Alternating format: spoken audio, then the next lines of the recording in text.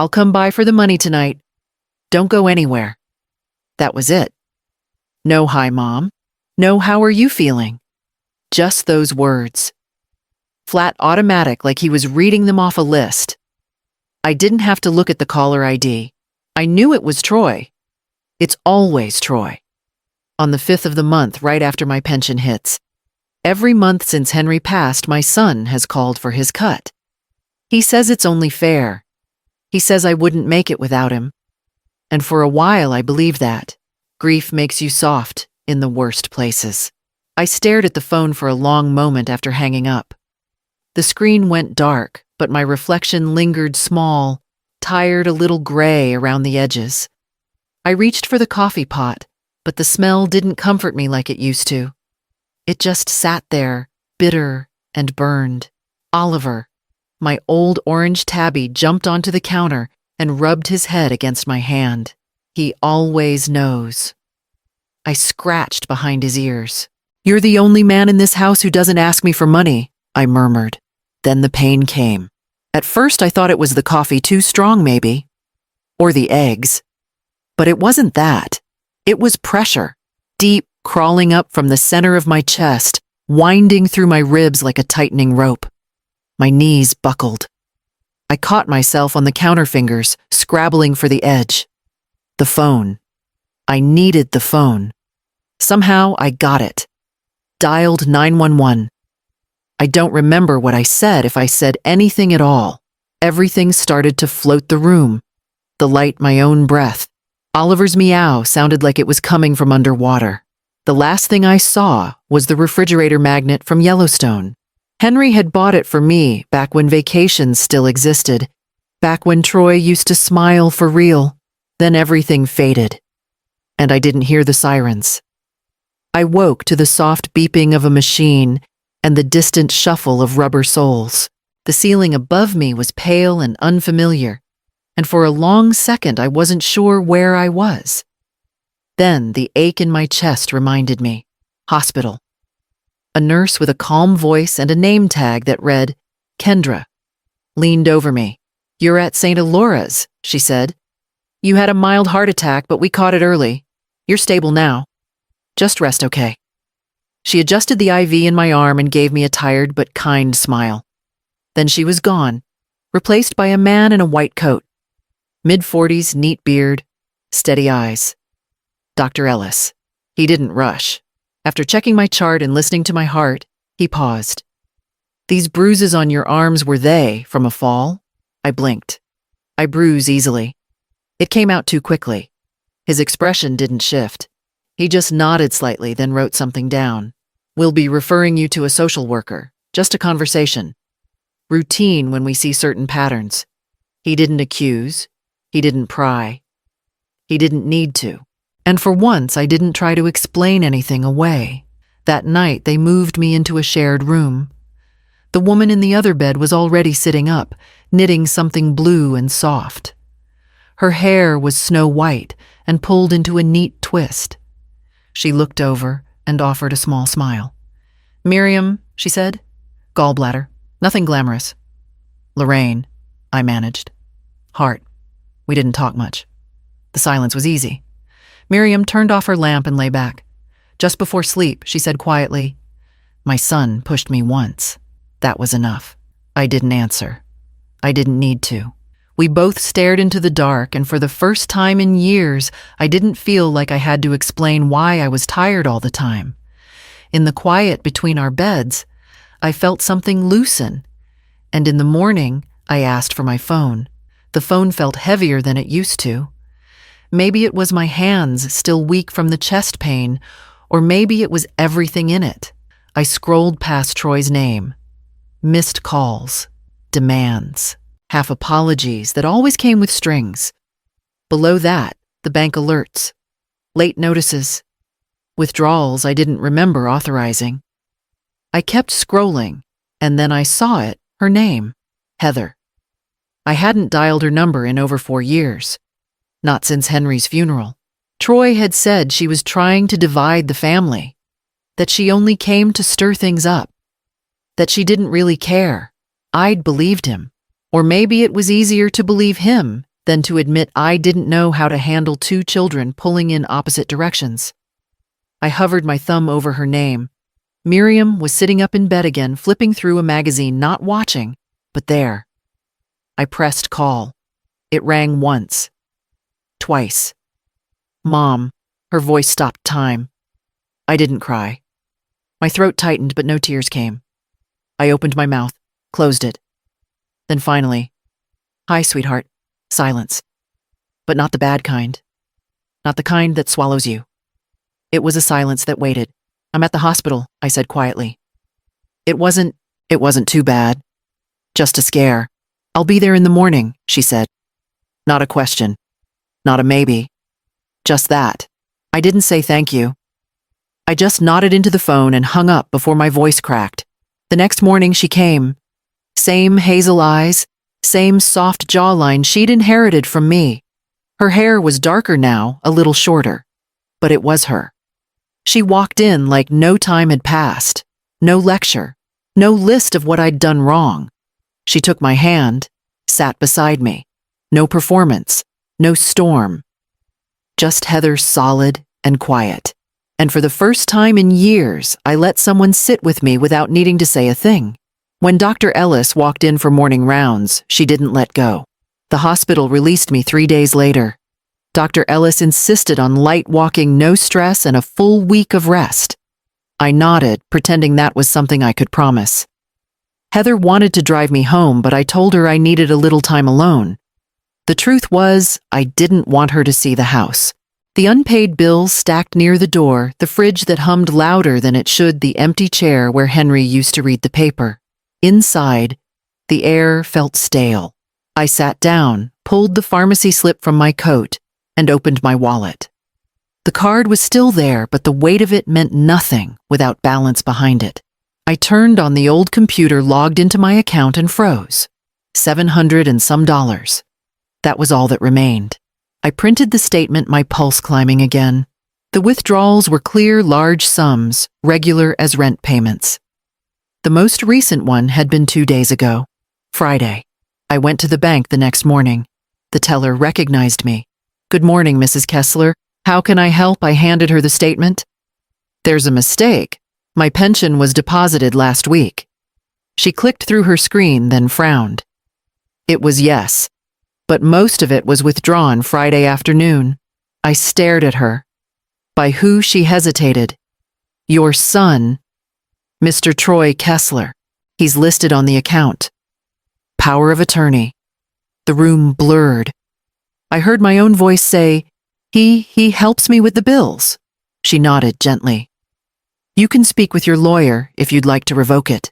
But for now, the funds are gone. Outside, the sun was too bright. My reflection on the glass door looked like someone I'd once known. I walked home, the sound of my shoes against the pavement, louder than anything else. At the kitchen table, I laid down the prescription slip beside the empty wallet. I pressed my hand to my chest, not from pain, but from the hollowness underneath it. Heather came over every evening after work. She brought groceries, straightened up the living room, made gentle suggestions I was too tired to resist. One afternoon, she sat across from me at the kitchen table with a folder full of paperwork. We need to revoke the power of attorney. You signed it when you were grieving. He's abusing it. I nodded quietly. She made the call to the lawyer, a woman named Lillian Green, who sounded brisk but kind. Come in with your daughter, she said. Bring your ID, your bank statements, and anything that shows the account history. So we did. And when we sat in her office, surrounded by degrees and ledgers, I watched as Lillian flipped through the documents, pausing over the monthly withdrawals. He's consistent, she murmured. That helps. She asked if I wanted to press charges. I said no.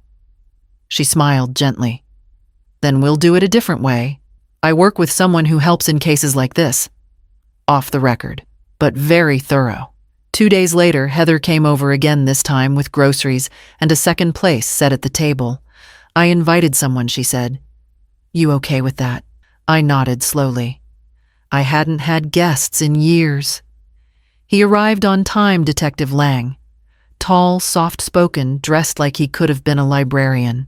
He took off his jacket, rolled up his sleeves, and sat at the table like he wasn't there to take anything from me.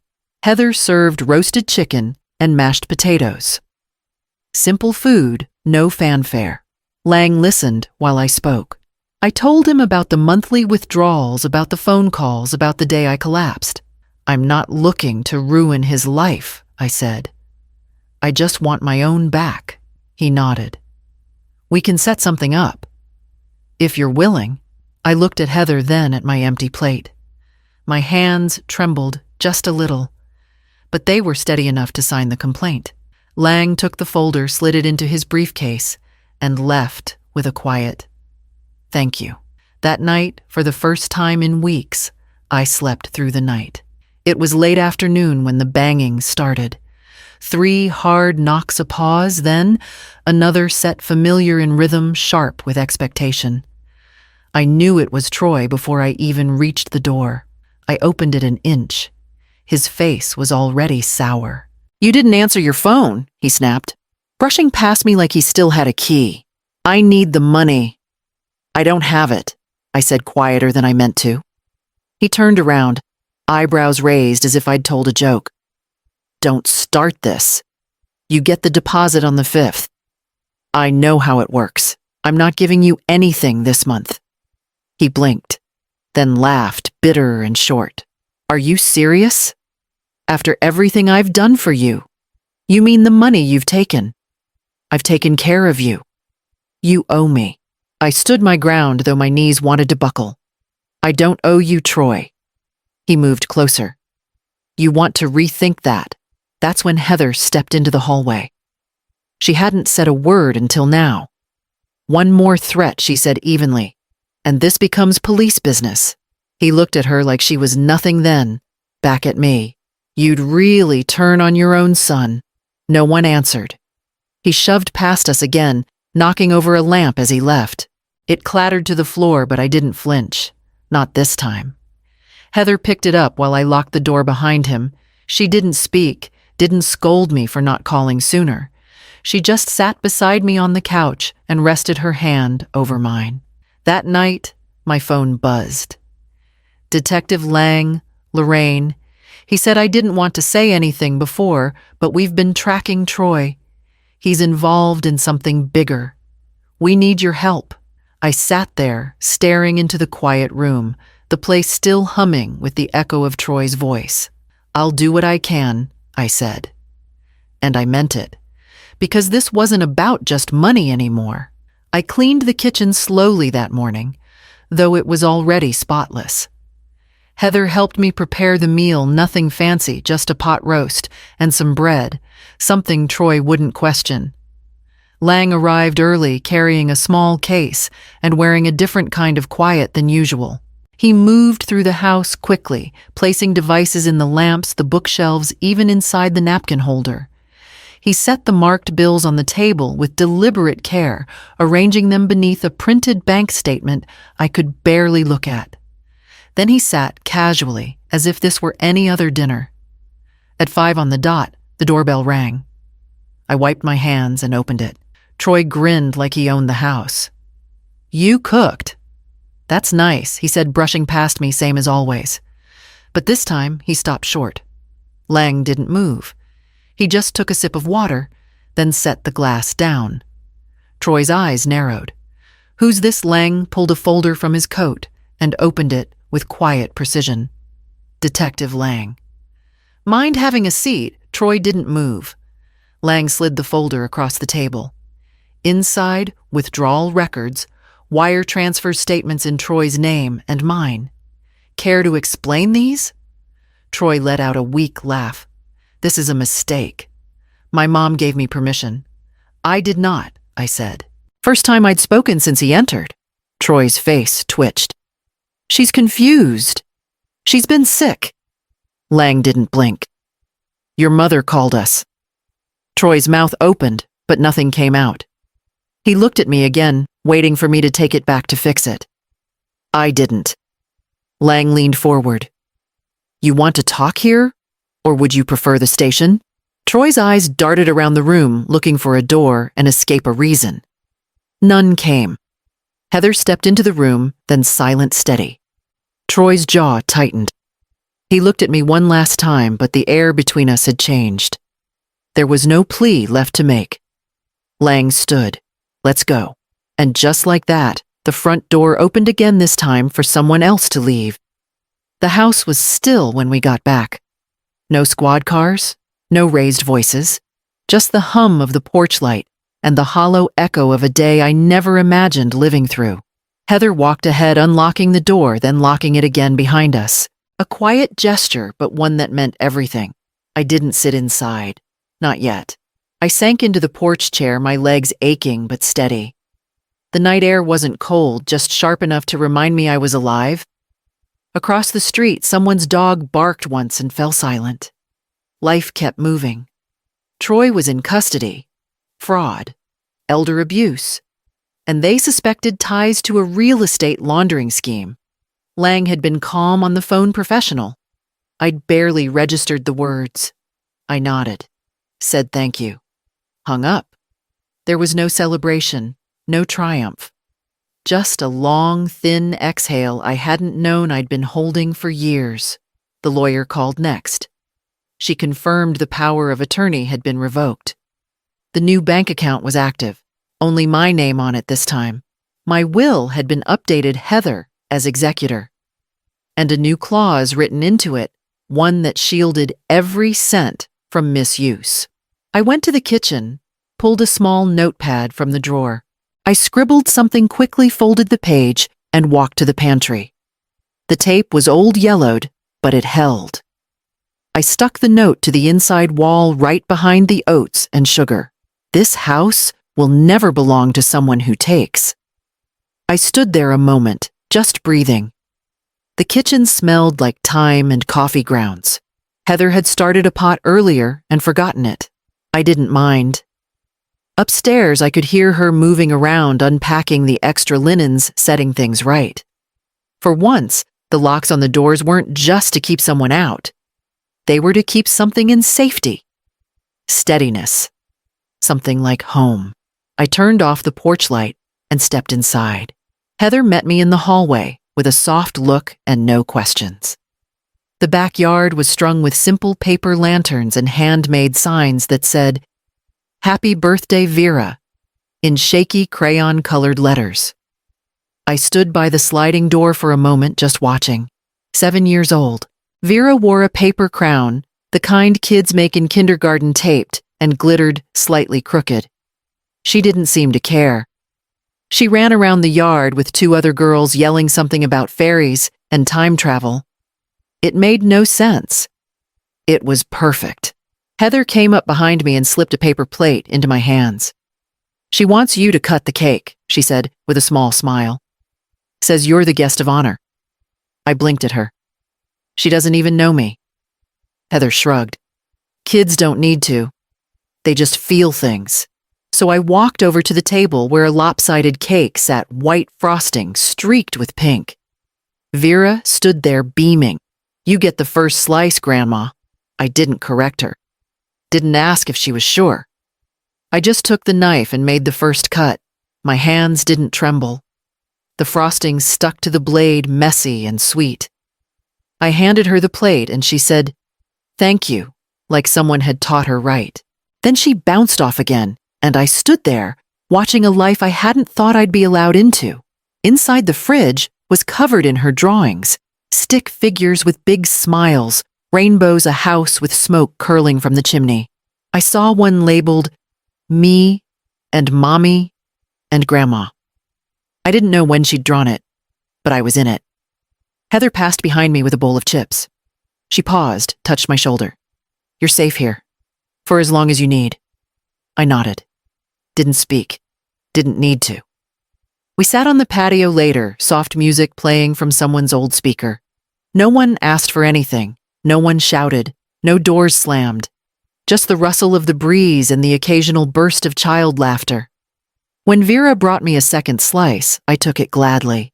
The sun came in soft through the kitchen window, catching the steam rising from the kettle. I moved slowly, setting out the plates, one for Heather, one for Vera, one for me, and then one more. just because. Vera sat cross-legged on the counter, singing a song she half remembered from school. Something about apples and picking seasons. Her hair was damp from her morning shower, curling at the edges. I smiled at her, and she smiled back as if we'd always had mornings like this. Heather glanced over from the stove. Expecting someone, she asked, nodding at the extra setting. I shrugged and set a fork beside the last plate. Just wanted the table full. We didn't need to say anything more. Since I moved in, there were still moments like when I'd wake before dawn thinking I'd forgotten to lock a door, or when I'd check the mail and brace for something bad. Old habits die hard. But lately, the quiet didn't feel like waiting anymore. It felt like peace. Vera hopped down and started folding napkins the way I'd shown her last week. She was so proud of the triangles. "This one's yours," she said, handing me a slightly crumpled blue one. I took it. "It's perfect." Heather placed the last of the eggs and toast on the table. No one said grace, but we each paused a second. Maybe out of habit. Maybe out of gratitude. We passed the butter the jelly. Vera told a story about a class pet that escaped and ended up in the teacher's bag. I listened, laughed in the right places. I didn't think about my account balance. I didn't think about lawyers or folders or doors slamming. I thought about syrup and napkins and how Vera's voice always rose an octave when she was excited. The fourth plate stayed empty. And that was okay, because the table was full in the ways that mattered. And in this house, nothing came with a price.